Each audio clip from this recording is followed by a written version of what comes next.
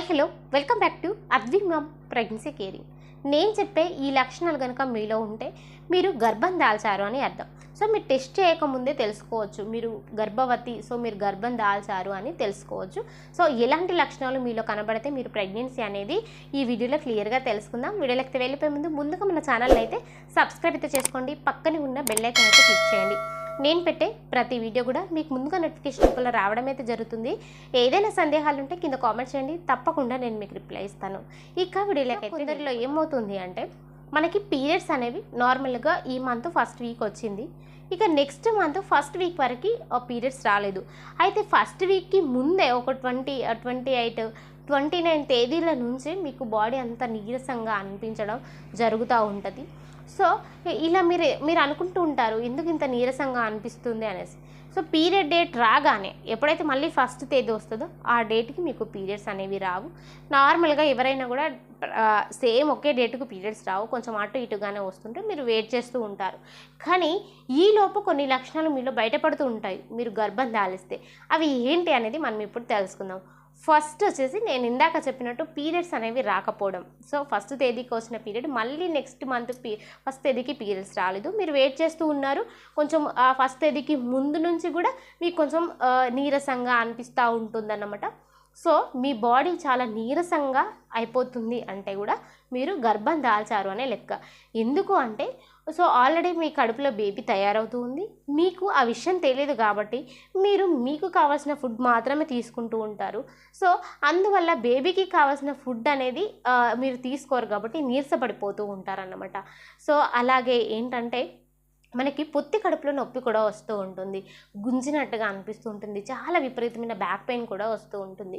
So ఇవి రెండు వచ్చినప్పుడు చాలామంది ఏమనుకుంటారంటే సో పీరియడ్స్ అనేది జస్ట్ నాకు ఫస్ట్ తేదీ కదా, ఇవాళ సెకండో థర్డో ఇంకో 2-3 డేస్ ఆగుదాం, సో అందుకే ఈ కడుపులో పెయిన్ వస్తుంది, అందుకే ఈ బ్యాక్ పెయిన్ వస్తుంది అని అనుకుంటూ ఉంటారు.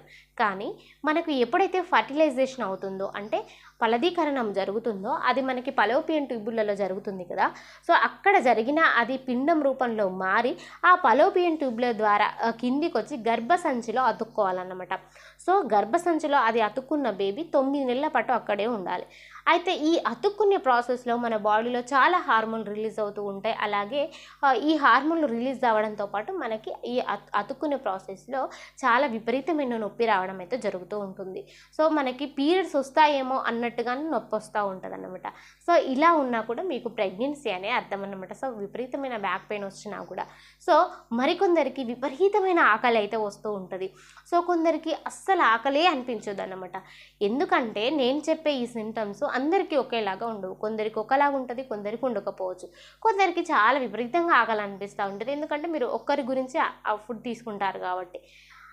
కొందరికి ఆకలికి అస్సలే వేయదు, ఎందుకంటే వాళ్ళ బాడీలో రిలీజ్ అయిన కొన్ని హార్మోన్ల వల్ల సో వాళ్ళ జీర్ణాశయాన్ని కూడా మందగించేలాగా చేస్తాయి. సో అందువల్ల కూడా కొందరికి ఆకలి అనేది వేయదు. సో కొందరికి ఆకలి వేస్తుంది, కొందరికి ఆకలి వేయదు. అలాగే కొన్ని స్మెల్స్ అనేవి అస్సలు నచ్చకపోవడం. సో మీకు అప్పటి వరకు ప్రెగ్నెన్సీకి ముందు నుంచి అంటే మీరు 1 నెల ముందు నుంచి కూడా మీకు ఏదైతే చాలా ఇష్టంగా మీరు తిన్నారో, ఏదైతే చాలా ఇష్టంగా స్మెల్ చూసారో అవన్నీ కూడా ఇప్పుడు మీకు నచ్చకపోవచ్చు, చాలా చెండాలంగా అనిపించవచ్చు. కొన్ని ఫుడ్స్ మీకు ప్రెగ్నెన్సీకి ముందు అస్సలు నచ్చని ఫుడ్స్ ప్రెగ్నెన్సీ టైంలో మీకు చాలా నచ్చవచ్చు. ఏంటంటే ఇది హార్మోనల్ ఇంబ్యాలెన్స్, అంటే మన బాడీలో రిలీజ్ అయ్యి ఈ హార్మోనల్స్ అనేవి ఏదైతే రిలీజ్ అవుతాయో వాటి వల్ల మన బాడీలో జరుగుతున్న మార్పులు అన్నమాట. సో ఇలా మనకి కొన్ని కోరికలను పుట్టిస్తుంటాయి ఫుడ్ పరంగా, కొన్ని తినాలని, కొన్ని అవాయిడ్ చేయాలని, కొన్ని స్మెల్స్ అసలు పడకపోవడం, కొన్ని స్మెల్స్ ఇష్టంగా స్వీకరించడం, ఇలా అన్నీ జరుగుతూ ఉంటాయి. సో ఇలాంటి గందరగోళ పరిస్థితి మీలో ఉంటే మీరు గర్భం దాల్చారు అని అర్థం. అలాగే మరొకటి ఏంటంటే చిరాకు. సో చాలామందికి ఈ చిరాకు అనేది పడుతూ ఉంటారన్నమాట. అంటే మన పెద్దవాళ్ళు కానీ మన హస్బెండ్ కానీ ఎవరైనా నార్మల్గా పిలిచినా కూడా మనకి చిరాకు అనిపించేస్తూ ఉంటుంది. ఎందుకు అంటే అది మన బాడీలో జరిగే ఈ హార్మోన్ల చేంజెస్ వల్ల అలా జరుగుతూ ఉంటుంది అన్నమాట. సో దీన్ని అర్థం చేసుకున్న వాళ్ళైతే బెటర్, ఎందుకంటే ఈ ప్రెగ్నెన్సీ అనేది కన్ఫర్మ్ అయిపోయిన తర్వాత ఇలాగే జరుగుతూ ఉంటుంది అన్నమాట. సో ఈ చిరాకు అలాగే నీరసము ఇవన్నీ జరుగుతూ ఉంటాయి. అలాగే కాళ్ళు విపరీతంగా తిమ్మిర్లు రావడం జరుగుతూ ఉంటుంది, చేతులు తిమ్మిర్లు రావడం జరుగుతూ ఉంటుంది, పొట్ట దగ్గర తిమ్మిర్లు రావడం జరుగుతూ ఉంటుంది. సో ఇవేంటి అంటే సో మన బాడీలో జరిగిన ఈ హార్మోన్ రిలీజ్ అవ్వడం వల్ల అలా జరుగుతూ ఉంటుంది. వెజిన దగ్గర పెయిన్ వస్తూ ఉంటుంది, గుంజినట్టు అవుతూ ఉంటుంది. ఎందుకంటే బ్లడ్ సర్క్యులేషన్ అనేది ఎక్కువగా జరుగుతూ ఉంటుంది సో కింద, అందుకనే అలా గుంజినట్టుగా అవ్వడం అట్లా జరుగుతూ ఉంటుంది, పెయిన్ వస్తూ ఉంటుంది. కొందరికి ఇంప్లాంటేషన్ బ్లీడింగ్ కూడా కనబడుతూ ఉంటుంది. అంటే లైట్గా బ్రౌన్ కలర్లో బ్లడ్ కనబడుతూ ఉంటుంది, విపరీతంగా కాదు, కొంచెం లైట్గా కనబడుతూ ఉంటుంది.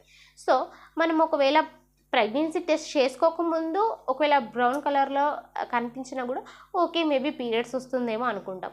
టెస్ట్ చేసుకున్న తర్వాత కనబడింది అనుకో ఏమనుకుంటాం, అబోర్షన్ అవుతుందా ఏంటి అని భయపడిపోతూ ఉంటాం. కానీ ఇది ఇంప్లాంటేషన్ బ్లీడింగ్, ఇది బ్రౌన్ కలర్లో కనబడుతుంది, సో కొంచెం లైట్గా కనబడుతుంది. సో దీనివల్ల ఏం కంగారు పడాల్సిన అవసరం లేదు. కానీ ఇదే బ్లీడింగ్ రెడ్ కలర్లో ఎక్కువగా అవుతుంది అంటే అప్పుడు మీరు ఇమీడియట్లీ హాస్పిటల్లో జాయిన్ అవ్వాల్సిన అవసరం ఉంటుంది. నెక్స్ట్ బాడీ టెంపరేచర్ అనేది హీట్గా ఉండడం. సో కొందరికి ఫీవర్ వచ్చినట్టుగానే అనిపిస్తూ ఉంటుంది, సో అది చూసుకోండి. కొందరికి వికారంగా అనిపించడం, సో ఏదైనా స్మెల్స్ చూసినా ఏమైనా చూసినా కూడా తిప్పినట్టుగా అనిపిస్తూ ఉంటుంది. కొందరికి వామిటింగ్ సెన్సేషన్స్ కూడా ఉంటాయి. సో ఇంకొకటి మెయిన్ ఇంపార్టెంట్ ఏంటంటే సో మన వక్షోజాలు చేంజ్ అవ్వడం అన్నమాట. సో ఈ వక్షోజాలు సో ముఖ్యంగా ఏదైతే మన నిపుల్స్ ఉన్నాయో నిపుల్స్ పక్కన మనకి బ్రౌన్ కలర్లో నార్మల్గా బ్లాక్గా ఉంటుంది కదా, సో అది పూర్తిగా బ్లాక్గా మారిపోవడం, సో సున్నితంగా మారిపోవడం, అలాగే నొప్పిగా అనిపించడం. సో అప్పటి వరకు నార్మల్గా ఉన్న మన బ్రెస్ట్ సైజ్ అనేది కొంచెం పెరిగినట్టుగా అనిపించడం, టచ్ చేస్తే నొప్పి రావడం, ఇవన్నీ జరుగుతూ ఉంటాయి. అలాగే ముఖ్యంగా మెయిన్గా మనం చూసుకోవాల్సింది ఏంటంటే సో పీరియడ్స్ మిస్ అవ్వడం. సో ఇదే మనకి ప్రెగ్నెన్సీని కన్ఫర్మ్ చేసి 99% సిమ్టమ్ ఇదే. సో మనకి పీరియడ్స్ మిస్ అయ్యి నేను చెప్పిన ఈ సిమ్టమ్స్లో ఏమున్నా కూడా మనకు ప్రెగ్నెన్సీ అనేది కన్ఫర్మ్ అయింది అని అర్థం అన్నమాట.